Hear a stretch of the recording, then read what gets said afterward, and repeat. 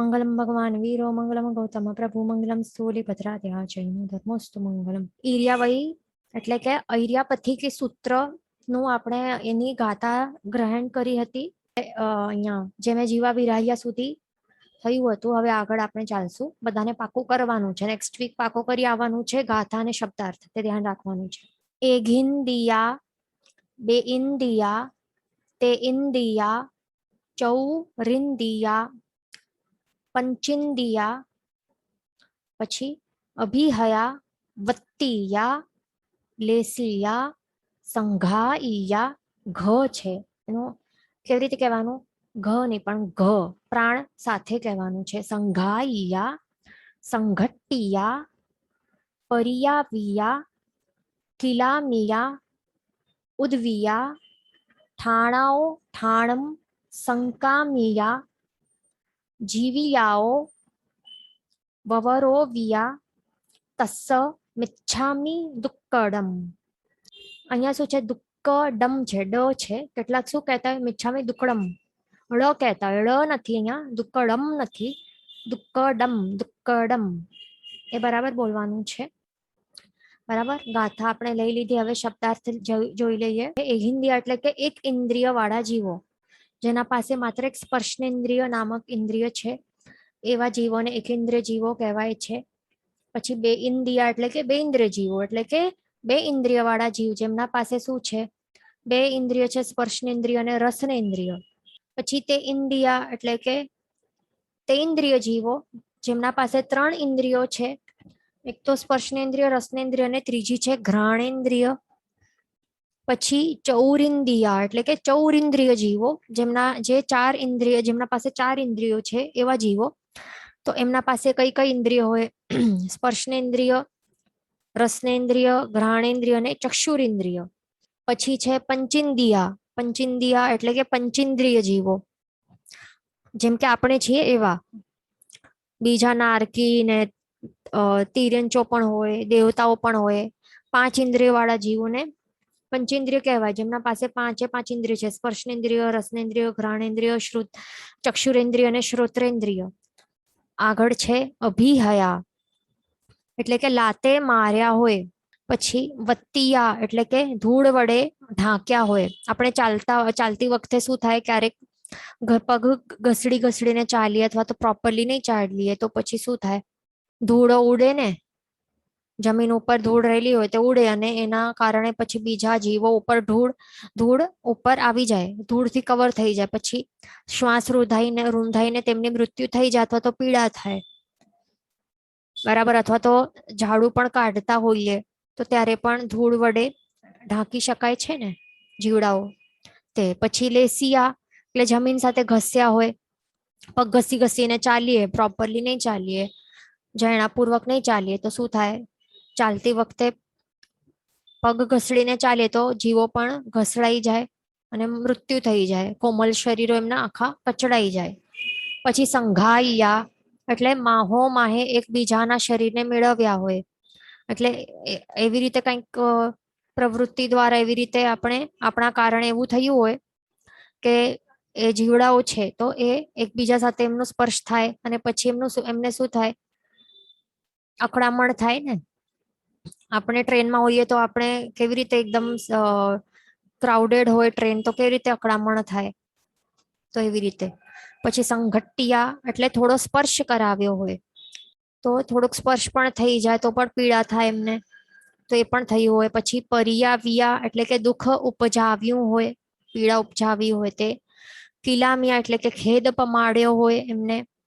પછી ઉદવિયા એટલે કે ત્રાસ પમાડ્યો હોય કે બીવરાવ્યા હોય. તો આ જો ત્રણે કન્ફ્યુઝ થઈ શકો છો એમાં પરિયાવિયા, કિલામિયા, ઉદવિયા, એનું મિનિંગ બરાબર યાદ રાખી લેવાનું છે.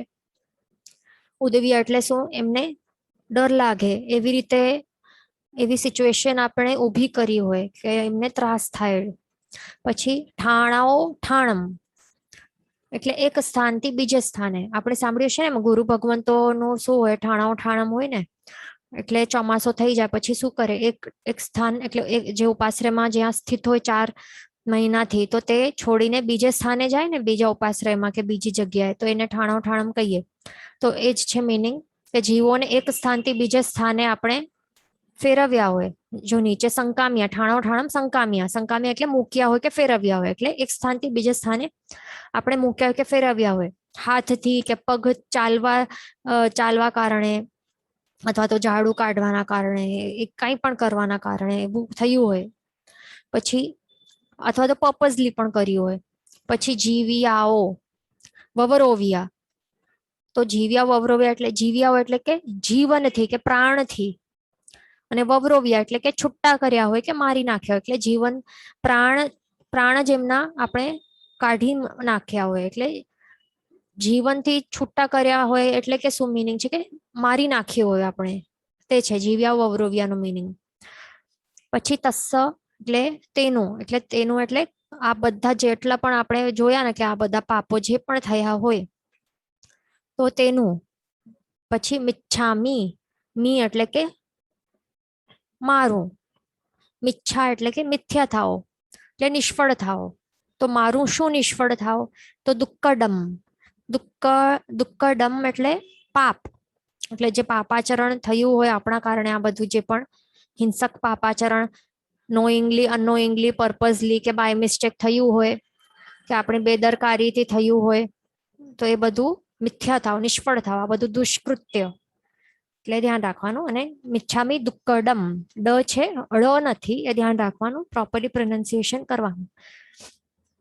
બરાબર, તો આપણે આટલું જોઈ લીધું. તો હવે આપણે આ ગાથા આખી ઇરિયાવહી સૂત્ર અને એના શબ્દાર્થ પાકા કરી આવવાના છે. હવે આપણે પેજ નંબર, આપણે ક્યાં હતા? આપણે લેસન ઉપર ચાલીએ. Lesson number 1, page number 6 open કરવાનું છે.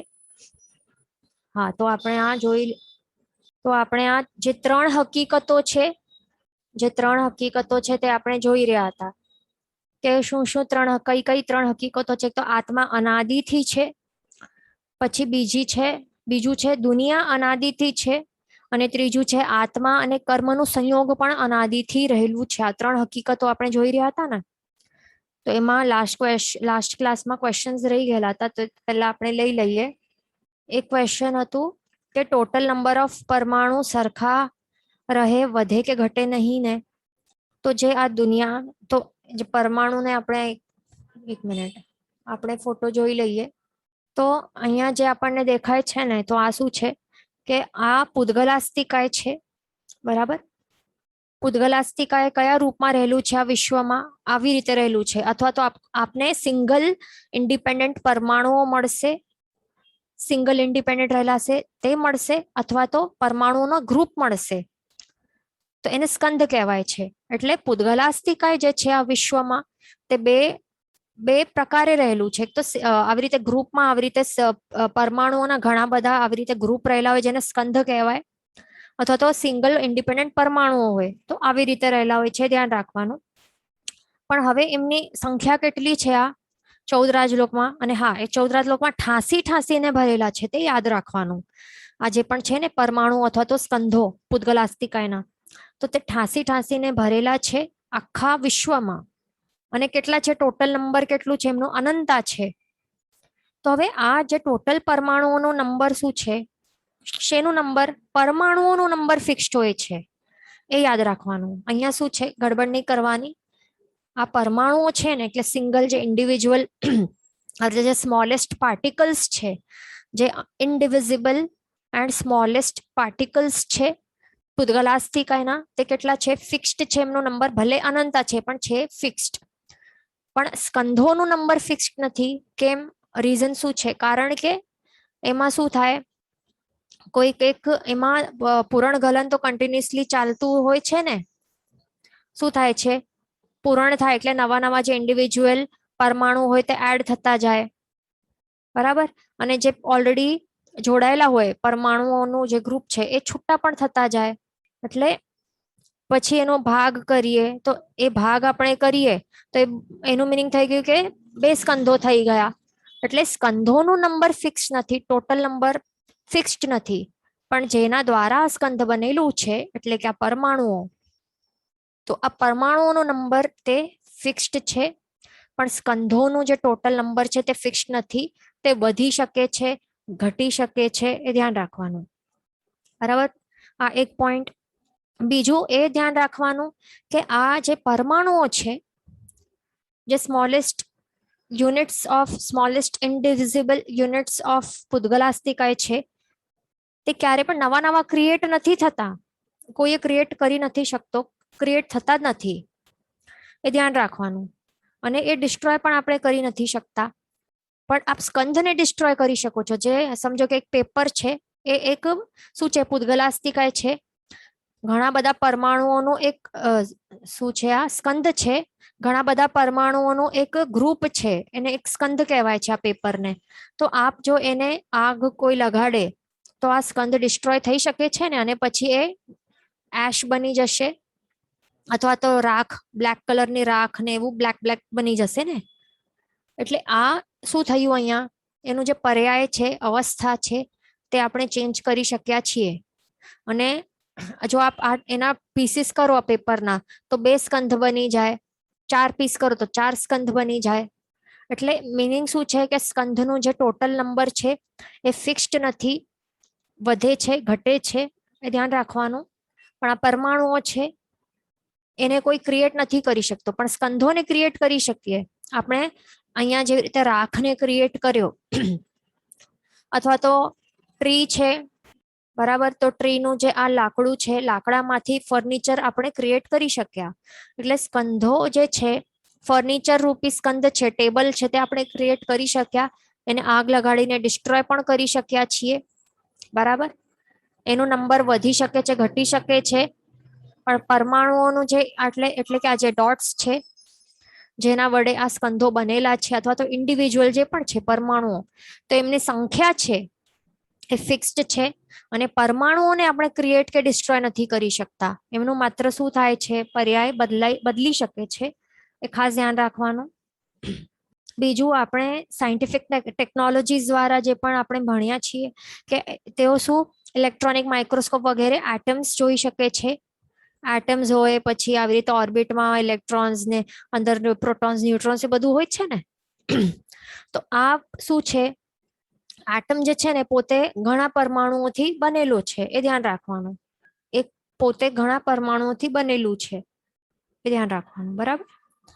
એટલે આ પોઈન્ટ આપણું ક્લિયર થઈ ગયું. બીજું ક્વેશ્ચન શું હતું કે સમૂર્છિમ જીવો હોય છે તે શું નવા સમૂર્છિમ જીવો ઉત્પન્ન થાય, તો એનું મિનિંગ શું એવું છે કે ના, એનું મિનિંગ એવું છે કે નવા નવા જીવો ઉત્પન્ન થયા છે, એવું મિનિંગ છે. તો એના વિશે આપણે સમજી લેશું પહેલા. હા, તો આ શું છે, આ જે એકેન્દ્રિય જીવો છે એમને સમૂર્છિમ કહેવાય. પછી આ બેન્દ્રિય, તેન્દ્રિય, ચૌરિન્દ્રિય જીવોને પણ બધાને સમૂર્છિમ જીવો કહેવાય છે, બરાબર ને. આ બધા કોણ છે, એકેન્દ્રિય, બેન્દ્રિય, તેન્દ્રિય, આ બધું બધા કોણ છે, સમૂર્છિમ જીવો છે. તો હવે સમૂર્છિમ જીવોનું આપણે એ જ સાંભળ્યું છે ને કે તેઓ ઓટોમેટિકલી ઉત્પન્ન થતા હોય છે, માતા પિતાના સંયોગ વિના પણ ઉત્પન્ન થતા હોય છે. તો હવે એનું મિનિંગ શું થાય છે આ સેન્ટેન્સનું? એનું મિનિંગ એ નથી કરવાનું કે ઓટોમેટિકલી માતા પિતાના સંયોગ વગર એમ જ ઓટોમેટિકલી ઉત્પન્ન થઈ જાય છે. જેમ કે એક ડબ્બો છે, રાઈસનું, ચોખાનો એક ડબ્બો છે, એમાં હવે રાઈસ જ છે, પણ હવે એમાં એક પણ ધનેડો નથી. પણ 10 દિવસ 20 દિવસ પછી એક ધનેડો આપણને અચાનક અહીંયા દેખાય છે કે એક ધનેડા ઉત્પન્ન થઈ ગયા છે. તો હવે એનું મિનિંગ શું છે કે આ સમૂર્છિમ એવું આ ધનેડો છે, તો એનું ઉત્પન્ન થયું, તો એનું મિનિંગ શું થયું કે શું તે ઓટોમેટિકલી એક નવો આત્મા જ ઉત્પન્ન થઈ ગયું છે, જે આ વિશ્વમાં હતું જ નહીં, અને એક કોઈક નવો આત્મા ઉત્પન્ન ક્રિએટ થઈ ગયું? તો એ મિનિંગ નથી, એ ધ્યાન રાખવાનું. એનું મિનિંગ શું છે કે આ જે પણ સમૂર્છિમ જીવો છે ને, એકેન્દ્ર, બેન્દ્ર, તેન્દ્ર અને ચૌરિન્દ્ર અને પંચેન્દ્રિયમાં પણ થોડા ઘણા હોય, એ આપણે આગળ જોશું, જ્યારે જીવ વિચારનું ટોપિક આવશે ત્યારે જોશું. હમણાં આટલું સમજી લો કે બધા જ એકેન્દ્રિય, બધા જ બેન્દ્ર, તેન્દ્ર અને ચૌરિન્દ્ર બધા કેવા હોય, બધાને સમૂર્છિમ કહેવાય છે. પણ એમની ઉત્પત્તિ કેવી રીતે થાય છે? સમજો કે એક ફિશ તરીકે કોઈક જીવ હતો, અહીંયા એ મૃત્યુ પામ્યો, પછી શું થાય છે, એના એવા પ્રકારના આયુષ્ય કરવાનું બંધ થયું હશે કે હવે એની ઉત્પત્તિ અહીંયા રાઈસમાં થશે, ધનેડા તરીકે. તો એનો આત્મા છે, અહીંયાથી મૃત્યુ પામીને પછી અહીંયા જાય છે, વિગ્રહ ગતિ કરે છે, જે પણ જેવી ગતિ હશે એવી જે પણ ગતિ હોય એવા પ્રકારની ગતિ કરશે, બરાબર.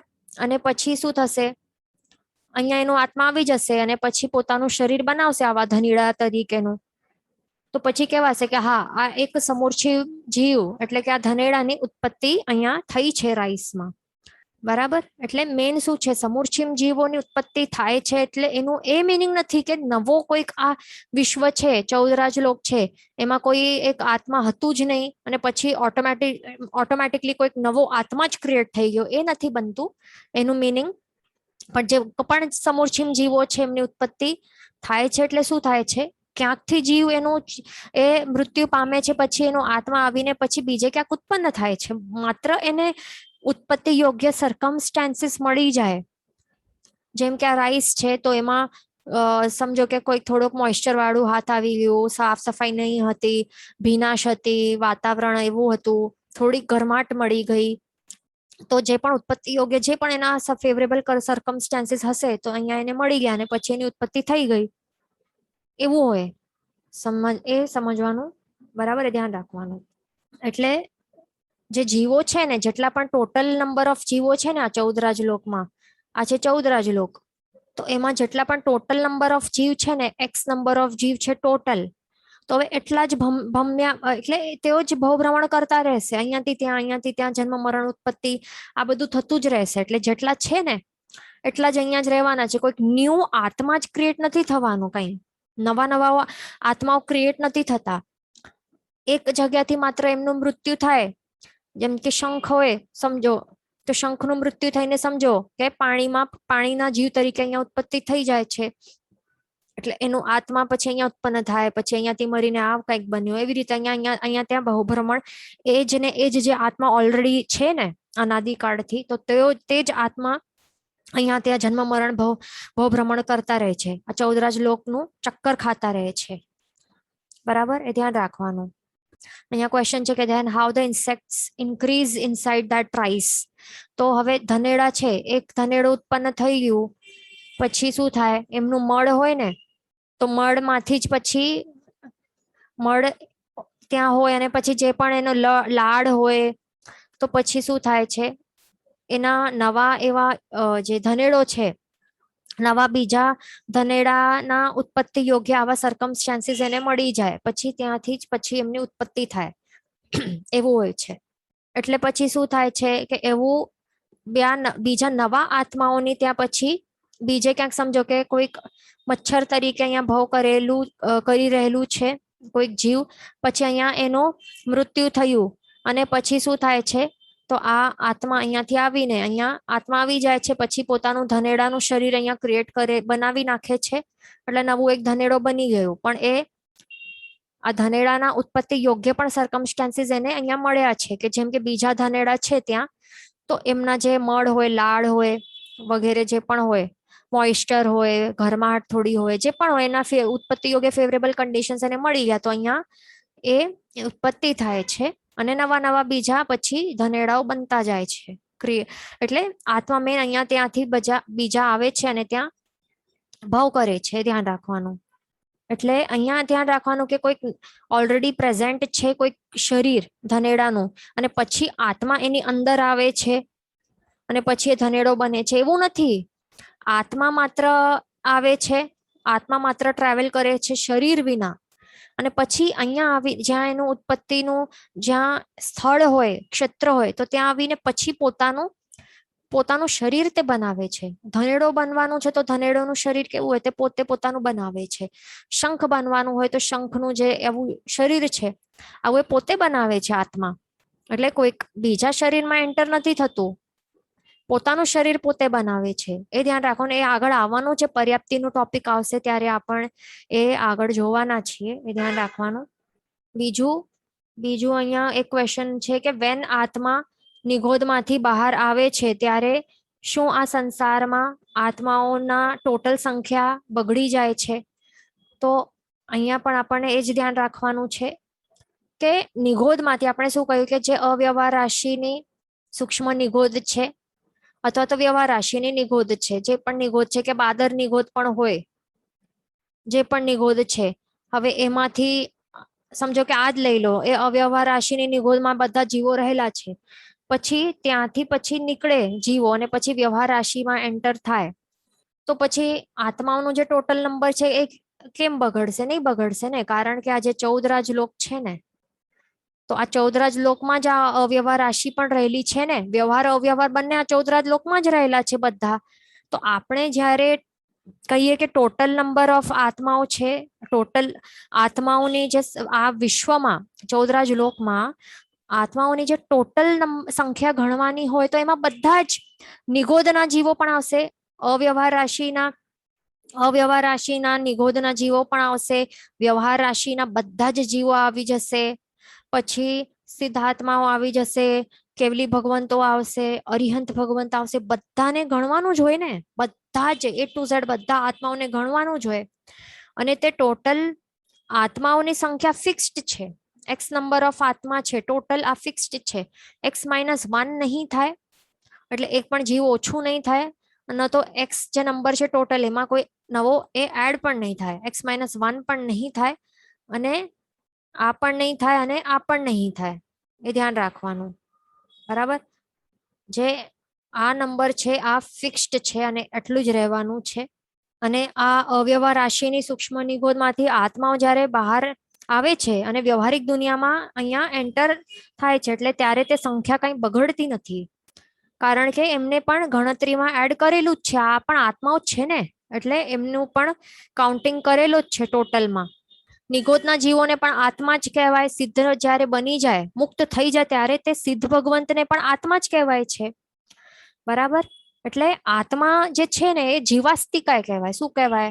જે ષડ દ્રવ્યો છે ને, ષડ દ્રવ્યો 6 દ્રવ્યો છે, તો 6 દ્રવ્યોમાં એક જીવાસ્તિકાય નામનું એક દ્રવ્ય છે, એને આત્મા કહેવાય સિમ્પલ વર્ડ્સમાં. તો આ જે 6 દ્રવ્યો છે ને, હમણાં આપણે પૂતગલોનું પણ જોયું કે મૂળ દ્રવ્ય તરીકે એ ધ્રુવ રહે છે, સ્થિર રહે છે, માત્ર પર્યાય બદલાય છે ને. બસ એવી જ રીતે જીવાસ્તિકા અથવા તો આત્મા, એનું મૂળ દ્રવ્ય એ સ્થિર રહે છે, ધ્રુવ રહે છે, એ કાંઈ એ નાશ નથી થતું, પણ માત્ર એના જે પર્યાયો છે, અવસ્થાઓ છે, તે જ માત્ર બદલાય છે. એટલે શું, નિગોદનું એક આત્માનો એક પર્યાય હતો, એક અવસ્થા હતી, પછી નીકળીને સમજો કે પાણી બન્યો, કે દેવ બન્યો, પછી મનુષ્ય બન્યો, પછી સિદ્ધ બન્યો. એટલે આ બધા અવસ્થાઓ જ માત્ર બદલાય છે, પણ આત્મા જે છે એ કઈ ક્રિએટ નથી થતો, ડિસ્ટ્રોય નથી થતો. આત્મા તો આત્મા જ રહેશે, ભલે તે નિગોદમાં છે કે સિદ્ધ બની ચૂક્યો છે. એ ધ્યાન રાખવાનું, બરાબર.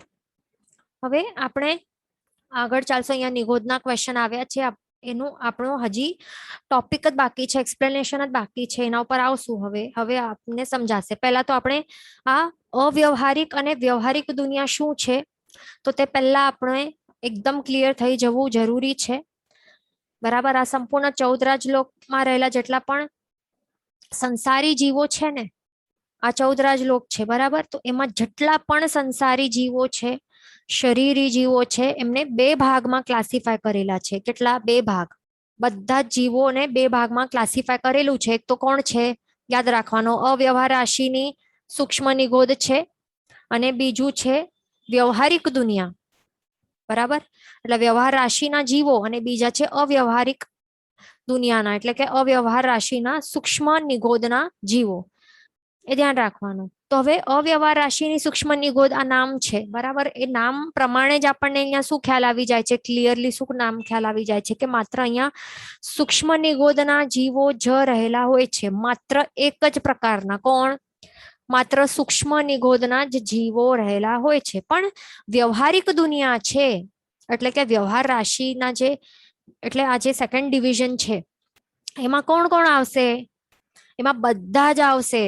કોણ કોણ? અહીંયા જો નીચે સૂક્ષ્મ નિગોદના પણ જીવો આવી જશે, પછી બાદર નિગોદના પણ આવશે, પ્રત્યેક વનસ્પતિકાય, પૃથ્વીકાય, આપકાય, તેવકાય, વાવકાય, વનસ્પતિકાય, આ 5 સ્થાવર એકેન્દ્રિય આવશે. પછી 3 જીવોમાં કોણ છે? 2 ઇન્દ્રિય, 3 ઇન્દ્રિય, 4 ઇન્દ્રિય અને બધા પંચેન્દ્રિય, બધા. એટલે A to Z બધા જ પ્રકારના જીવોનો વ્યવહારિક દુનિયામાં સમાવેશ થાય છે, તે ધ્યાન રાખવાનું. અને એમાં એક વાત એકદમ ખાસ નોટ ડાઉન કરી લેવાની કે આ વ્યવહારિક દુનિયામાં બીજા કોણ આવશે? અહીંયા સૂક્ષ્મ નિગોદના જીવો પણ આવશે. કોણ આવશે? સૂક્ષ્મ નિગોદના જીવો પણ એમાં આવે છે, એ ધ્યાન રાખવાનું, બરાબર. એટલે જે આપણે જીવ વિચાર આપણે જો ભણશું, આગળ ભણવાના છે, તો એમાં ટોટલ કેટલા ભેદ આવશે જીવોના? 563 આવશે. કેટલા? 563 ભેદો આવવાના છે જીવોના. તો સિમ્પલ વર્ડ્સમાં જો કહીશું ને, તો વ્યવહાર રાશિમાં કેટલા પ્રકારના જીવો આવશે આ 563 માંથી? બધા જ 563 બધા જ જીવોના બધા જ ભેદોને અહીંયા વ્યવહાર રાશિની દુનિયામાં એમનો સમાવેશ થાય છે, એ ધ્યાન રાખવાનું. પણ અવ્યવહાર રાશિમાં કોણ આવે છે? માત્ર એકમાત્ર છે, તે કોણ છે? સૂક્ષ્મ નિગોદ. આટલું એકદમ યાદ રાખો. હવે આપણે નેક્સ્ટ પોઈન્ટ ઉપર ચાલશું. એટલે વ્યવહાર અવ્યવહાર શું છે આપણે સમજાઈ ગયું, કોણ કયા પ્રકારના જીવો આવે છે, યાદ રાખવા, નોટ ડાઉન કરી લેવાનું બુક્સમાં. હવે નેક્સ્ટ આપણે એ સમજશું કે નિગોદ છે શું. વળી આપણે કેટલી વારથી આપણે સાંભળી રહ્યા છે કે વ્યવહાર રાશિ અવ્યવહાર રાશિની સૂક્ષ્મ નિગોદ આપણે શું સાંભળી રહ્યા છીએ? આપણે ક્યારથી સાંભળી રહ્યા છે કે આ અવ્યવહાર રાશિની સૂક્ષ્મ નિગોદ, નિગોદા શબ્દ આપણે ક્યારથી સાંભળી રહ્યા છે? તો આ નિગોદ છે શું વળી? તો તે પહેલા આપણને સમજવું જરૂરી છે કે આ છે શું. તો આ નામ છે ને નિગોદ, નિગોદ એટલે શું? નિગોદના બીજા શું શબ્દો છે? નિગોદ એટલે કે સાધારણ વનસ્પતિકાય કહેવાય એને, અથવા તો એને અનંતકાય પણ કહી શકાય છે. શું? નિગોદના બીજા સિનોનિમ્સ કે બીજા સમાનાર્થી શબ્દો શું છે? નિગોદને અનંતકાય પણ કહેવાય છે અને બીજો સાધારણ વનસ્પતિ કાય પણ કહેવાય છે. આ બુકમાં નોટ ડાઉન કરી લેવાનું છે આ બધાને હમણાં જ. તો હવે આ નામ ઉપરથી જ આપને ખ્યાલ આવી ગયું કે આ શું નામ છે? અનંતકાય છે. અનંતકાય એટલે શું? જે અનંતકાય હોય એ કેવા હોય? એક કાય હોય અને એક એટલે કે એક શરીર હોય. જેમ કે અહીંયા આપને ફોટોમાં ઉપર દેખાય છે એક શરીર છે યલો કલરનું. આ યલો કલરનું એનું એક શરીર છે, એની અંદર અનંતકાય છે એટલે શું? અનંતા આત્માઓ એક સાથે રહેલા હોય છે. અહીંયા જે બ્લુ બ્લુ બ્લુ બ્લુ દેખાય છે અલગ અલગ, તે શું છે? આ બધા આત્માઓ છે. અહીંયા જે આપણને અલગ અલગ અહીંયા દેખાય છે આ બધું શું છે? આ બધા આત્માઓ છે. અહીંયા ઓવરલેપ કરીને એમાં કેટલા અનંતા, એક શરીરમાં અનંતા આત્માઓ રહેલા હોય છે, એ ખાસ ધ્યાન રાખવાનું, બરાબર. તો એમને શું કહેવાય છે? જે પણ અનંતકાય હોય એને શું કહેવાય? નિગોદ કહેવાય. એકદમ માઇન્ડમાં ફિટ કરી લો, અથવા તો સાધારણ વનસ્પતિકાય કહેવાય છે. તો હવે આ નિગોદના જીવો માટે નિયમ શું છે? નિગોદના જીવો માટે નિયમ શું છે? કે તેઓ એક જ સાથે ઉત્પન્ન થાય, બરાબર. એટલે આ એક શરીરમાં આટલા અનંત આત્માઓ છે ને, તો એવું નથી બનતું કે હવે એક એક એક કરીને ઉત્પન્ન થયું લાઈન વાઇઝ, એવું નથી. પણ એક સાથે આ અનંત આત્માઓ ઉત્પન્ન થાય, પછી તેઓ એક સાથે આહાર કરે, આહાર ગ્રહણ કરે, પછી એમનું શરીર બનાવે, એક કોમન શરીર, એક જ શરીર છે તે બનાવે, પછી એમનું સ્પર્શનેન્દ્રિય છે તે બનાવે, વળી પછી શું કરે? એક સાથે શ્વાસ લે, એક સાથે શ્વાસ છોડે, પછી આહાર લીધું છે ને તો આહારનું નિહાર પણ કરે ને, તો એ પણ એક સાથે કરે. અને પછી એમનું આયુષ્ય પૂર્ણ થાય તો એક સાથે બધા જ મૃત્યુ પામી જાય. કેવું હોય? એક સાથે બધા જ અનંત આત્મા એક સાથે મૃત્યુ પામી જાય. એટલે શું? એક સાથે જન્મે, મરે, એક સાથે આહાર નિહાર કરે અને એક સાથે શ્વાસ લે અને શ્વાસ છોડે, બધું એક સાથે એમનું કાર્ય થતું હોય. તો હવે આપણને અહીંયા આપણે જોઈ રહ્યા છે કે આ બધી જ પ્રવૃત્તિઓ તેમને એક જ સાથે હળી મળીને કોઓપરેટ કરીને તેઓ કરતા હશે એવું લાગે છે આપણને. એવું ફીલ થાય છે કે અનુમોદના કરવી જોઈએ કે કેટલું સરસ ટીમ વર્ક કરી રહ્યા છે, બધું એક સાથે કોઓપરેટ કરીને, એક સાથે એકબીજા સાથે કોઓપરેટ કરીને બધું એક સાથે કરે છે. શું કોઓર્ડિનેશન છે એવું લાગે છે. તો એવું નહીં સમજવાનું. કેમ? કારણ કે એ બધું તેઓ કરતા નથી પણ કરવું પડે છે. એક સાથે બધું કેમ કરવું પડે છે એવું ક્વેશ્ચન આવી શકશે આપને, કે બધાનું એક સાથે શ્વાસ લેવાનું, છોડવાનું, એક સાથે શું આહાર નિહાર કરવાનું, એક સાથે જન્મ મરણ, શા માટે? રીઝન શું છે? તો એમાં એક જ રીઝન છે, સિમ્પલ રીઝન છે. શું છે? કે શરીર જ કોમન એક જ મળ્યું છે ને બધાને. સાધન જે છે, આ બધી પ્રવૃત્તિઓ, શારીરિક પ્રવૃત્તિઓ છે ને, આ બધા જે પણ આ કરે છે, આહાર નિહાર કે શ્વાસ લેવાનું છોડવાનું, તો આ શારીરિક પ્રવૃત્તિઓ છે ને, તો શરીર કેટલા છે? એક જ કોમન શરીર છે. તો એક જ કોમન શરીરથી જે પણ પ્રવૃત્તિ થાય તો એ પ્રવૃત્તિ તો એક શરીરથી એક જ થશે ને. બરાબર ને? આપ સમજી રહ્યા છો ને કે બધું એક જ. નામ શું છે? સાધારણ વનસ્પતિકા. નામ ઉપરથી જ ખ્યાલ આવે છે. સાધારણ એટલે શું? જે કોમન છે, જનરલ. એટલે એક જ એમને મળ્યું છે. અને આ એક સાધન, આ એક શરીર દ્વારા જ જે પણ એમને કાર્ય કરવાનું હશે તો એ શરીર એક જ છે અને એ જ કરશે ને. અનંતા આત્માઓ ભલે છે, તો એવું નથી બનવાનું કે અનંતા બધાને અલગ અલગ કંઈક મન થયું અને બધાને જે મન અલગ અલગ મન થાય તો શરીર ત્યાં આહાર કરે છે, બીજાને મન થયું કંઈક બીજું કરવાનું તો બીજું કંઈક કરશે. એવું તો બનવાનું નથી. બધું જ એમને એક સાથે જ કરવું પડે છે. બરાબર? કોમન શરીર છે એટલા માટે ઓપ્શન જ નથી એમની પાસે, ધ્યાન રાખવાનું. વળી એમનું એક જ શ્વાસોશ્વાસ હોય ને, તો એમનું નહીં, સોરી, એમનું જન્મ મરણ કેટલી વખત થાય છે અને કેટલા શોર્ટ ડ્યુરેશનમાં? તો શાસ્ત્રકાર ભગવંતો કહે છે કે એક જ શ્વાસોશ્વાસમાં 17.5 ટાઈમ્સ એમનું જન્મ મરણ થાય છે. એટલે કેવી રીતે? એક વાર જન્મ મરણ, પછી બીજી વાર જન્મ મરણ, ત્રીજી વાર જન્મે મરે, ચોથી વાર જન્મ મરણ, આવી રીતે કરીને 17 ટાઈમ્સ જન્મ મરણ આવી રીતે 17 ટાઈમ્સ થાય. અને 18મી વખત એમનું એ તેઓ પાછા જન્મે. એ કેટલા ડ્યુરેશનમાં ટોટલ આ બધું થાય છે? એક શ્વાસોશ્વાસમાં. એટલે 17.5 ટાઈમ્સ આપણે સાંભળ્યું છે ને કે એક શ્વાસોશ્વાસમાં 17.5 ટાઈમ્સ એમનું જન્મ મરણ થાય છે. એનું મિનિંગ શું થયું? કે એક વાર જન્મ મરણ, બીજી વાર જન્મ મરણ, 10મી વાર જન્મ મરણ, 15મી વાર જન્મ મરણ, પછી 17th ટાઈમ જન્મ મરણ અને 18th ટાઈમ પાછો જન્મે છે. તો એ મિનિંગ થાય છે, એ ધ્યાન રાખવાનું. એટલે વિચારો કે માત્ર એક શ્વાસોશ્વાસમાં આટલી બધા so many number of times તેમનું આ જન્મ મરણ થઈ જાય છે. વિચારો, આપણે પોતાનું મૃત્યુ થાય, આપણે હમણાં તો અનુભૂતિ કરી નથી ને, હમણાં સુધી આપણે તો જીવિત છીએ, પણ કોઈ સમજો કે કોઈ જીવ નું મૃત્યુ થતું હોય તો એમને પીડા કેટલી થાય છે. મરણની જે પીડા હોય, વળી જન્મની પણ પીડા કેટલી હોય છે. આપણને ખ્યાલ જ હશે કે બચ્ચાઓ જ્યારે જન્મ પામે કેટલી એમની વેદના થાય છે. મરણ વખતે પણ જીવોને કેટલી વેદના થાય છે. તો વિચારો કે આ જન્મ મરણના જે કન્ટિન્યુઅસ વેદના કેટલી થાય. વારંવાર જન્મ મરણ એટલે શાંતિ જ નહીં એમને. શાંતિ કરીને એમને જીવવા જ નહીં મળે. આપણે શું કહેતા હોઈએ કે અમને શાંતિથી જીવવા દો, લીવ એન્ડ લેટ લીવ, એવું બધું કહેતા હોઈએ. બરાબર? તો તેમને કઈ શાંતિથી જીવવા પણ મળે છે કે નહીં?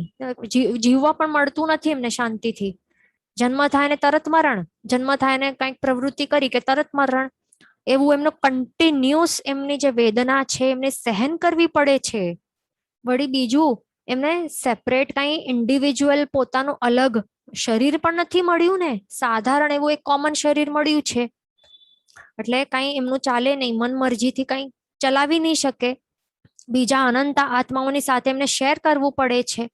આપણને પણ જો કોઈક સમજો કે કોઈક વ્યંતર કોઈ હોય, આપણે એવા કેટલાક કિસ્સાઓ સાંભળ્યા હશે કે જોયા પણ હશે કે કોઈક મનુષ્યની અંદર કોઈક વ્યંતર હોય, વ્યંતર દેવતા તે એની અંદર ઉત્તર વૈક્ર શરીર કરીને એની શરીરની અંદર પ્રવેશી ચૂક્યો હોય કોઈ મનુષ્યના શરીરની અંદર, તો શું થાય? એને કેટલી વેદના થાય, અકળામણ થાય, કેટલું ત્રાસ થાય. આ મનુષ્યને થાય છે ને, તકલીફ કેટલી થતી હોય. માત્ર કોઈ એક જ એવું આવી જાય તો હવે વિચારો, આ એક જ શરીરની અંદર અનંત આત્મા એક સાથે ઓવરલેપ કરીને, મતલબ એટલે સાથે રહેલા હોય. બરાબર? બધાને કેટલી અકળામણ થતી હશે. શરીર એક જ અને બધું કેવી રીતે રહેતા હશે? વિચારવા જેવું છે. કેટલી અકળામણ, કેટલી મૂંઝવણ, કેટલી પીડા, કેટલી તકલીફ. અને મનમરજીથી કાંઈ નહીં, પર બધું કરવું પડે, એવી રીતે શેર કરવું પડે. વળી આગળ શાસ્ત્રકાર ભગવંતો એ પણ કહે છે કે જે હવે સોઈ છે. હા, બીજું એ પણ ધ્યાન રાખવાનું કે અનંત આત્માઓ ભલે એક સાથે રહેલા હોય છતાં પણ આત્મા કેવા છે? અસ્પર્શી છે ને. કેવા છે? અસ્પર્શી હોય આત્મા.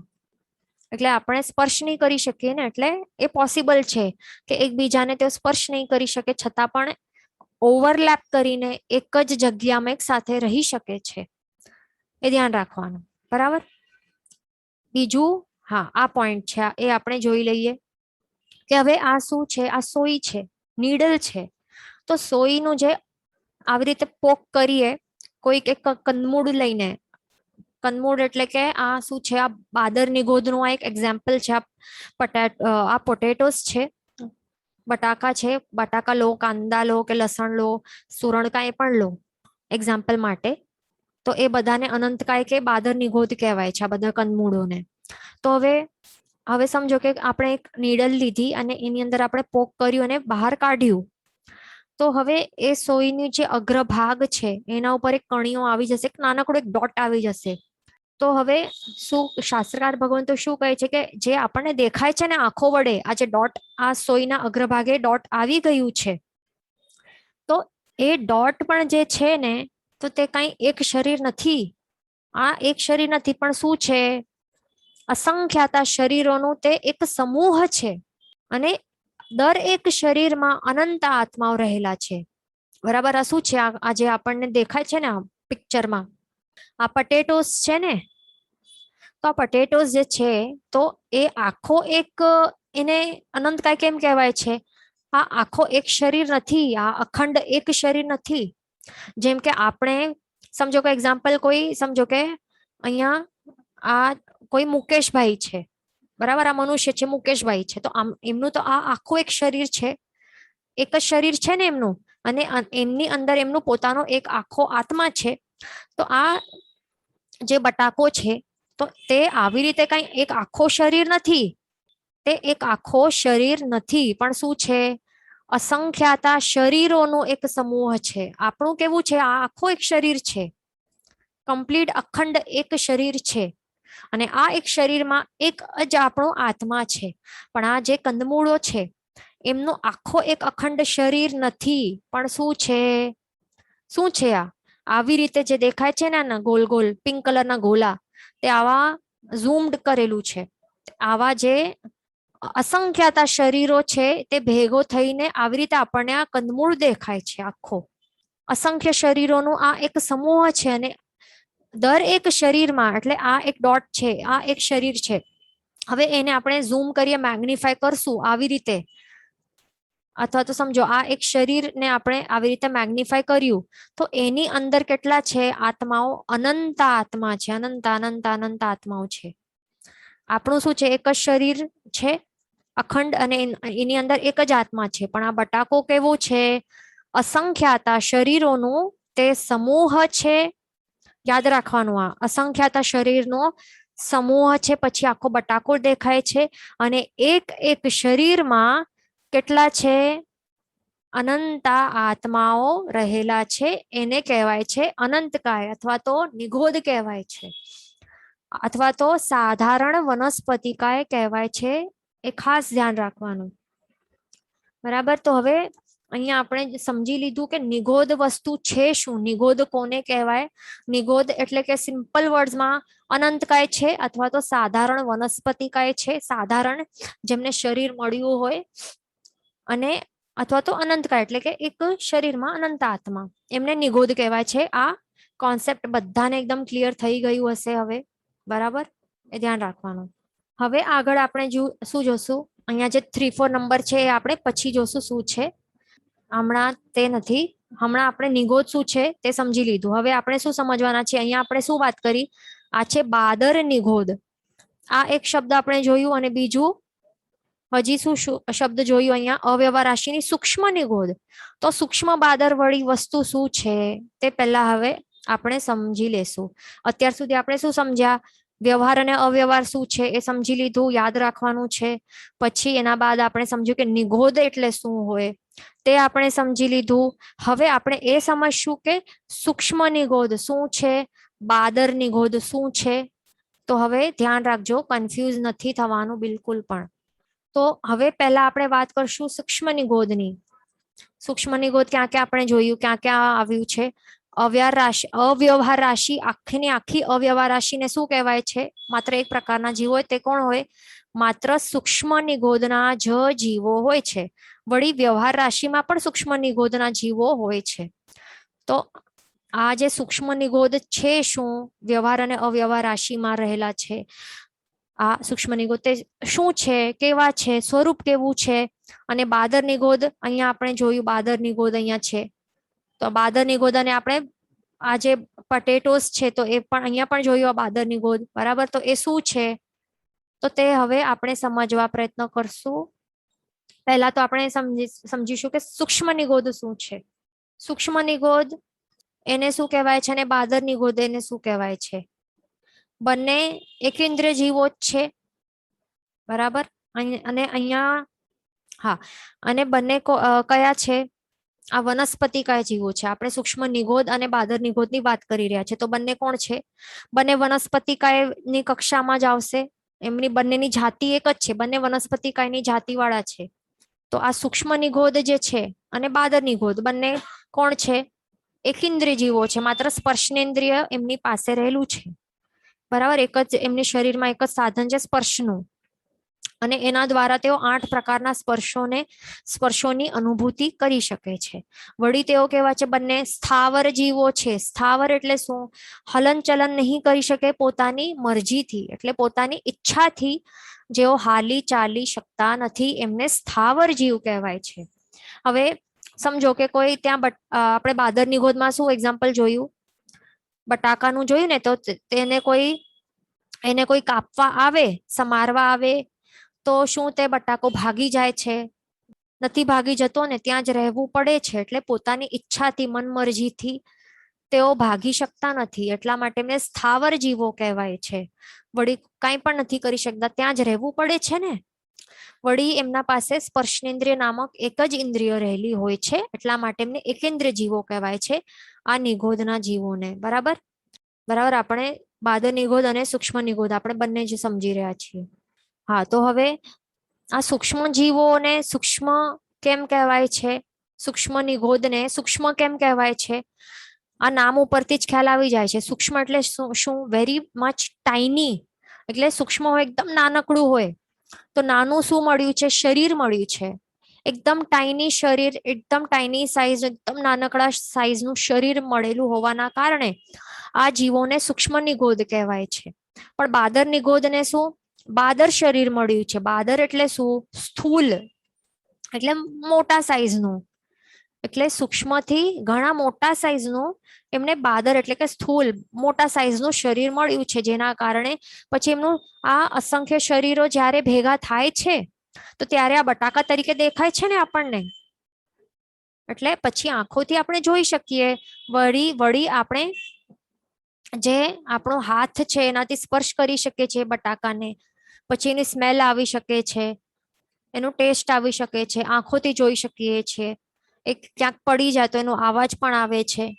પણ આ સૂક્ષ્મ આ જીવો છે, સૂક્ષ્મ નિગોદના જીવો છે, તો એ કેવા છે, એમનું શરીરનું સાઈઝ આટલું સૂક્ષ્મ, આટલું ટાઈની હોય છે, આટલા નાનકડા હોય છે કે આપણે એમને જોઈ પણ નથી શકતા. અહીંયા ભલે આપણે ફોર એક્ઝામ્પલ માટે અહીંયા ડોટ ડોટ કર્યું છે, પણ ડોટ તરીકે પણ દેખાતા નથી આપણને. આ જીવો આપણને સૂક્ષ્મ આટલા નાનકડા હોય છે કે આપણે આંખોથી જોઈ પણ નથી શકતા. ન તો આપણે હાથથી આપણે સ્પર્શી નહીં શકીએ, ટેસ્ટ પણ એમનું નહીં આવે, વળી નાકથી સ્મેલ પણ નહીં આવે એમની કાંઈ, આંખોથી જોઈ નહીં શકીએ અને અવાજ પણ નહીં આવે. એટલે 5 ઇન્દ્રિયો દ્વારા તેઓ અગ્રાહ્ય હોય છે, એમની અનુભૂતિ જ નહીં કરી શકાય બિલકુલ પણ. પછી આ ભલે કોઈ માઇક્રોસ્કોપ લઈ આવો, ઇલેક્ટ્રોન માઇક્રોસ્કોપ લઈ આવો, કાંઈ કોઈ પણ પ્રકારનું એકદમ એડવાન્સ્ડ આપ લઈ આવો કાંઈ પણ, તો પણ આપ જોઈ નહીં શકવાના. તો આ સૂક્ષ્મ જીવોને કોણે જોયું છે, એમનું સ્વરૂપ કોણે બતાવ્યું છે, તો અરિયંત ભગવાનને બતાવ્યું છે, અથવા તો કેવલી ભગવંતોને બતાડ્યું છે. તો એ કેવી રીતે, એમના જો કેવલ જ્ઞાન છે, કેવલ જ્ઞાન દ્વારા તેઓ આ સૂક્ષ્મ જીવોને તેઓ જોઈ શક્યા છે અને એમનું સ્વરૂપ આપણને બતાડ્યું છે, બરાબર. અથવા તો કોઈ એકદમ હાઈ લેવલના કોઈ અવધિ જ્ઞાની જીવો હોય તો એ અવધિ જ્ઞાની જીવો છે તો તેઓ પણ અવધિ જ્ઞાન વડે આ સૂક્ષ્મ જીવોને જોઈ શકે છે, બીજા કોઈ નથી જોઈ શકતા, એ ધ્યાન રાખવાનું, બરાબર. એટલે કોઈ પણ સાયન્ટિફિક ટેકનોલોજી દ્વારા આ બિલકુલ પણ જોઈ શકાશે નહીં ક્યારે પણ, એ ધ્યાન રાખવાનું. પણ આ જે બાદર નિગોદ છે, એક્ઝામ્પલ માટે આ જે લસણ છે કે કાંદો છે, તો એ બધું આપણને આખું 5 ઇન્દ્રિયો દ્વારા ગ્રાહ્ય છે ને, એટલે બધું અનુભૂતિ કરી શકાય છે. બરાબર. એટલે અહીંયા ડેફિનેશન શું થાય છે સૂક્ષ્મ જીવોની કે સૂક્ષ્મ નિગોદની, કે એમનું એક શરીર હોય અથવા તો અસંખ્ય શરીરોનું ગ્રુપ પણ બની જશે ને, તો ભેગા મળીને અહીંયા કેવી રીતે આપણે જોયું બટાકા માટે કે અસંખ્યતા જ્યારે શરીરો એમનું ગ્રુપ બને છે ત્યારે આખો એક બટાકો દેખાય છે ને, ત્યારે દેખાય છે. તો એવા જીવોને બાદર નિગોદના જીવો કહેવાય છે. પણ જો સમજો કે આ બટાકાનું આ અસંખ્ય શરીરોના સમૂહથી બનેલું છે, બરાબર, પણ એક જ શરીર જો અલગ કરવામાં આવે, બરાબર, જો અલગ થઈ જાય બાય એની ચાન્સ, તો એ પણ આપણે જોઈ શકવાના નથી આપણી આંખોથી. એટલે બાદર નિગોદના જીવોની ડેફિનેશન શું છે કે જે એક સિંગલ શરીર આંખોથી દેખાય નહીં પણ અસંખ્યતા શરીરો જ્યારે એક સાથે ભેગા થાય, એમનો સમૂહ થાય, ગ્રુપ બને, ત્યારે આપણે આંખો વડે અથવા તો 5 ઇન્દ્રિયો દ્વારા આપણે એમની અનુભૂતિ કરી શકશું. એમને કહેવાય છે બાદર નિગોદના જીવો. અને સૂક્ષ્મ નિગોદના જીવોનું ડેફિનેશન શું છે કે તેઓ ભલે સિંગલ હોય, ઇન્ડિવિજ્યુઅલ હોય, અથવા તો એમનું ગ્રુપ પણ બની જાય એક સાથે એમનું, એ પણ કેટલા અસંખ્ય હતા શરીરોનું ભલે એક ગ્રુપ પણ બની જશે ને, છતાં પણ 5 ઇન્દ્રિયો દ્વારા તેઓ એમની અનુભૂતિ થઈ શકવાની નથી. કેમ? કારણ કે એમનું શરીરનું સાઈઝ જ આટલું સૂક્ષ્મ છે કે આપણા દ્વારા તેઓ તો 5 ઇન્દ્રિયો દ્વારા અગ્રાહ્ય જ રહેવાના છે. માત્ર કોણ જોઈ શકશે? જે ઉત્કૃષ્ટ અવધિ જ્ઞાની જીવો હશે, કેવલ જ્ઞાની જીવો હશે, માત્ર તેઓ જ એમને જોઈ શકશે, જાણી શકશે. તે ધ્યાન રાખવાનું. બરાબર? આ ક્લિયર? આગળ નેક્સ્ટ પોઈન્ટ શું છે? અહીંયા ક્વેશ્ચન છે કે સોલ્ટ ઓલ્સો બાદર નિગોદના જીવો છે ને, તો અહીંયા આપણે શું જોયું કે બાદર સૂક્ષ્મ નિગોદ અને બાદર નિગોદ કઈ જાતના છે? વનસ્પતિકાય જાતના છે. તો સોલ્ટ છે શું છે? સોલ્ટ ઇઝ પૃથ્વીકાય. બરાબર. તો એટલે પૃથ્વીકાય અલગ હોય, અપકાય અલગ હોય, તેવું કાય અલગ હોય, વાવું અલગ હોય. આ તો વનસ્પતિકાય છે ને, માત્ર વનસ્પતિકાયની અંદર નિગોદ છે. આ જાતિવાળા જીવોને નિગોદ કહેવાય છે. પણ જે પૃથ્વીકાય, અપકાય, તેવુકાય, વાવુકાય આ બધા અલગ છે. તેઓને નિગોદ નહીં કહેવાય, એ ખાસ ધ્યાન રાખવાનું. બરાબર. હવે બીજું પોઈન્ટ શું છે કે આ જે સૂક્ષ્મ નિગોદના જીવો છે તે ક્યાં ક્યાં છે? તો આખા વિશ્વમાં છે, રહેલા છે. 14 રાજલોકમાં ઠાંસીને ભરેલા છે. છતાં પણ આપણને દેખાતા કેમ નથી? કારણ કે અહીંયા જ રીઝન અહીંયા આવી ગયું છે કે તેમનું સૂક્ષ્મ નામકર્મનું ઉદય રહેલું છે. તેના કારણે સૂક્ષ્મ એવું શરીર, ટાઈની શરીર મળ્યું છે કે તેના કારણે 5 ઇન્દ્રિયો દ્વારા અગ્રાહ્ય છે. એટલા માટે આટલા ઠાંસીને ભરેલા હોવા છતાં 14 રાજલોકમાં, છતાં પણ આપણને દેખાતા નથી. આપણે વી કેનોટ ટચ ધેમ, જોઈ નથી શકતા, કે આપણને અટકતા પણ નથી. પણ આ જે બાદર નિગોદના જીવ છે, એક્ઝામ્પલ આ કાંદો, લસણ જે પણ છે, તો આ શું છે? 14 રાજલોકના અમુક ભાગે જ રહેલા છે ને, તેઓ કઈ ઠાંસીને ભરેલા છે નહીં. નીલ, ફૂગ છે, આ બધું આવશે બાદર નિગોદમાં. તો તે ક્યાંક ક્યાંક રહેલા છે. ક્યાં છે તે બધું આગળ આવશે. પછી સૂક્ષ્મ નિગોદના જીવો કેવા છે? કોઈ પણ શસ્ત્ર આપ લઈ લો, એના દ્વારા તેમનું છેદન ભેદન થઈ શકવાનું નથી. અગ્નિ પણ પ્રજ્વલિત કરશો ને, છતાં પણ જે વિશ્વમાં રહેલા ઠાંસીને ભરેલા હોવા છતાં આ સૂક્ષ્મ નિગોદ એ આપ બાળી શકશો નહીં. એમની મૃત્યુ થઈ જ નહીં શકશે અગ્નિ દ્વારા પણ. અથવા તો કોઈક આપ ધારદાર ચાકુ પણ લઈ લેશો તો પણ એ એમને છેદન એમનું કરી શકશો નહીં. ન તો પંખો ચાલી રહ્યું છે ને, તો પંખાની બ્લેડ્સ દ્વારા પણ એમનું છેદન ભેદન થઈ શકવાનું નથી. ન તો પાણી આપ કરશો કે પાણીમાં એમને ભીંજાવી નાખે, પણ પાણી પણ એને ભીંજાવી શકે નહીં. એટલે કાંઈ એમનું કોઈ પણ શસ્ત્ર, કોઈ પણ પ્રકારના શસ્ત્રથી એમનું છેદન ભેદન કે મૃત્યુ થઈ જ શકવાનું નથી. એવા હોય છે આ સૂક્ષ્મ નિગોદના જીવ. તેનું રીઝન શું છે કે શરીર ટાઈની સાઇઝનું છે, જેના કારણે તેમનું મૃત્યુ થઈ જ શકવાનું નથી. બહુ ટાઈની સાઇઝનું છે શરીર, સૂક્ષ્મ શરીર છે. પણ બાદર નિગોદના જીવો જેમ કે કાંદા, લસણ જે પણ બટાકા છે, તો એમનું શસ્ત્ર દ્વારા છેદન ભેદન થઈ શકે છે. અગ્નિ પ્રજ્વલિત કરવામાં આવે તો બધાનું મૃત્યુ થઈ જાય. ચાકુથી હાફ કરવામાં આવે તો છેદન ભેદન થઈ શકે છે ને એમના શરીરોનું. એવું હોય છે, ધ્યાન રાખવાનું. પછી આગળ અહીંયા શું છે કે દ્રવ્ય હિંસા એટલે એમની પોસિબલ થઈ શકવાની નથી. દ્રવ્યથી અહીંયા જોયું કે છેદન ભેદન થઈ શકવાનું નથી. અને આ બાદર નિગોદના જીવોનું હમણાં જોયું કે દ્રવ્ય હિંસા પોસિબલ છે, એ ધ્યાન રાખવાનું. બીજું અહીંયા આ પોઈન્ટ છે કે આ બીજા જીવોના કામમાં નથી આવતા.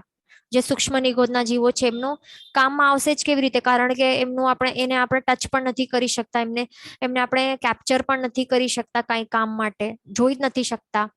કોઈ પણ ઇન્સ્ટ્રુમેન્ટ દ્વારા એમને કેપ્ચર એને કેચ પણ કરી શકવાના નથી આપણે, તો એટલે કોઈ કામમાં આવી શકવાના નથી. પણ આ બાદર નિગોદના જીવો કેવા છે? એ બીજા કોઈ પણ જીવોના કામમાં આવી શકે છે. કોઈક એને એ આહાર યોગ્ય વસ્તુ નથી, આ અભક્ષ્ય છે. એટલે અભક્ષ્ય એટલે આહાર નથી, આ છતાં પણ કેટલાક લોકો એમને વાપરતા હોય છે. એટલે કાંઈ પણ એનું કાર્ય એના દ્વારા કરતા હોય છે, કારણ કે એને સ્પર્શ કરી શકાય છે. બરાબર? એટલે આ સૂક્ષ્મ નિગોદ અને બાદર નિગોદ શું છે, તો એનું આપણે બેઝિક ડિફરન્સ આપણે સમજી લીધું. બરાબર? એ ધ્યાન રાખવાનું. તો હવે આ બંને જ છે, સૂક્ષ્મ નિગોદ હોય કે બાદર નિગોદ, બંનેને શું કહેવાય છે? આ બંને વનસ્પતિકાયના જાતિના છે, એ ધ્યાન રાખવાનું, એકદમ યાદ રાખવાનું. અને બીજું, એ બંનેને અનંતકાય જ કહેવાય છે. બરાબર? એટલે બંનેનું સેમ વસ્તુ સેમ છે, બંને જ અનંતકાય છે. એટલે એક શરીરની અંદર અનંતા આત્માઓ એક સાથે રહેલા હોય છે.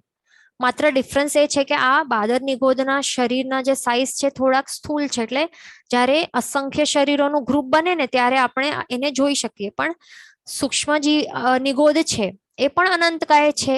એનું પણ એ સેમ છે કે એક શરીરમાં અનંતા આત્મા એક સાથે રહેલા છે. પણ એમનું શું છે કે અસંખ્યતા એવા શરીરો પણ ભેગા થશે ને તો પણ આપણે જોઈ નથી શકવાના, કારણ કે શરીરનું સાઇઝ એકદમ જ નાનકડું છે. તો આ બેઝિક ડિફરન્સ એકદમ યાદ રાખવાનું છે, આ બધાને ધ્યાન રાખવાનું. બરાબર? હવે આપ પૂછશો કે સૂક્ષ્મ નિગોદના માટે અમને એક્ઝામ્પલ્સ આપો. બરાબર? તો હવે એક્ઝામ્પલ આપી શકાય, આપ જ વિચારો. આપી શકાય સૂક્ષ્મ નિગોદ જે આપણે નોર્મલ લોકો કોઈ પણ જ્ઞાન વડે, આપણા પાસે જ્ઞાન છે ને કે આપણે આ 5 ઇન્દ્રિયો દ્વારા એ ગ્રાહ્ય બની શકશે, જોઈ કે કોઈ પણ પ્રકારે અનુભૂતિ લઈ શકવાના જ નથી ને, તો એમને એક્ઝામ્પલ કેવી રીતે આપી શકાશે કે હા આ પ્રકારનું સૂક્ષ્મ જીવ છે, આ છે, તે છે? એટલે આપણે એનું એક્ઝામ્પલ નહીં આપી શકીએ. પણ બાદર નિગોદ જે છે, તો બાદર નિગોદનું એક્ઝામ્પલ છે, ઘણા એક્ઝામ્પલ્સ છે. કાંદા છે, સુરણ છે, નીલ ફૂગ, બટાકા, પછી શું છે, રેડિશ છે, કેરેટ્સ છે, સ્પિનેચ છે, ઘણા બધા છે. બરાબર? તો આટલા બધા બાદર નિગોદના આટલા બધા એક્ઝામ્પલ્સ છે. બરાબર? તો એ યાદ રાખવાનું. એટલે આ બધાને ક્લિયર થઈ જ ગયું હશે. બીજું અહીંયા શું છે, સિમ્પલ એક્ઝામ્પલ એક આ પણ છે. શાસ્ત્રકાર ભગવાન શું કહે છે કે જેમ હવે શું હોય છે, બાદર નિગોદ માટે અને સૂક્ષ્મ નિગોદ માટે શું એક્ઝામ્પલ આપેલું છે, જેમ કે કોઈક વાળ હોય ને, આપણા મનુષ્યના વાળનું આવી રીતે ગુચ્છો હોય, તો આપણને દૂરથી દેખાય ને, એનું સમૂહ હોય તો આપણને દેખાય છે. પણ સિંગલ જો વાળ હોય તો એમ જ ક્યાંક પડેલું હોય સિંગલ વાળ, તો નહીં દેખાય ને. તો એવું જ હોય છે બાદર નિગોદ માટે. એટલે સિંગલ એમનું શરીર હોય ને તો નહીં દેખાય, પણ જ્યારે અસંખ્યતા શરીરોનું ગ્રુપ બને ને ત્યારે આપણે જોઈ શકીએ છીએ, કાંદા બટાટા વગેરેને. એ ધ્યાન રાખવાનું. બરાબર? તો આટલું આપણું ક્લિયર થઈ ગયું. હવે આપણે અહીંયા એક ક્વેશ્ચન છે કે શું આપણી આજુબાજુના વાતાવરણમાં સૂક્ષ્મ નિગોદના જીવો છે? હા, તે છે. જે 14 રાજલોક છે ને, શું છે, 14 રાજલોક છે, એમાં સર્વત્ર આવી રીતે ઠાંસીને ભરેલા છે. આજે અવ્યવહાર રાશિની સૂક્ષ્મ નિગોદ પણ ઠાંસીને ભરેલી છે. સાથે સાથે આપણે શું જોયું કે વ્યવહાર રાશિની સૂક્ષ્મ નિગોદ પણ રહેલી હોય છે. તો આ પણ સંપૂર્ણ વિશ્વમાં ઠાંસીને ભરેલા છે. એટલે આપણી આજુબાજુ આપણા જો વાતાવરણ છે ને, આજુબાજુ નાકની ત્યાં, આંખની ત્યાં, વાળમાં, દરેક જગ્યા ત્યાં રહેલા છે. જ્યાં પણ જગ્યા હોય તો ત્યાં તે બધા જગ્યામાં તેઓ રહેલા છે, ધ્યાન રાખવાનું. તો આપણે શું આજે જોયું કે નિગોદ શું છે, સૂક્ષ્મ નિગોદ કેવી છે, બાદર નિગોદ એટલે શું છે, તે આપણે બરાબર સમજી લીધું. હવે બીજું અહીંયા આપણે શું જોઈ રહ્યા છે કે અવ્યવહાર રાશિની સૂક્ષ્મ એટલે જે સૂક્ષ્મ નિગોદ છે તે બંને પ્રકારની છે.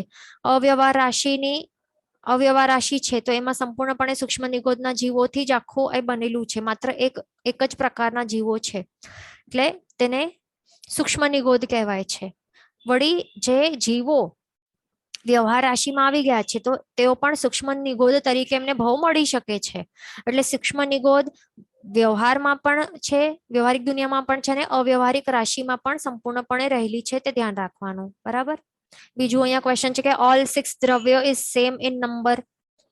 તો જે આત્મા છે તો ટોટલ નંબર ઓફ આત્માઓ સેમ છે. પૂદગલાસ્તિકાના જે આપણે પરમાણુ જે છે, પરમાણુ લેવલ જેટલા નંબર ઓફ પરમાણુ છે ટોટલ તે સેમ છે.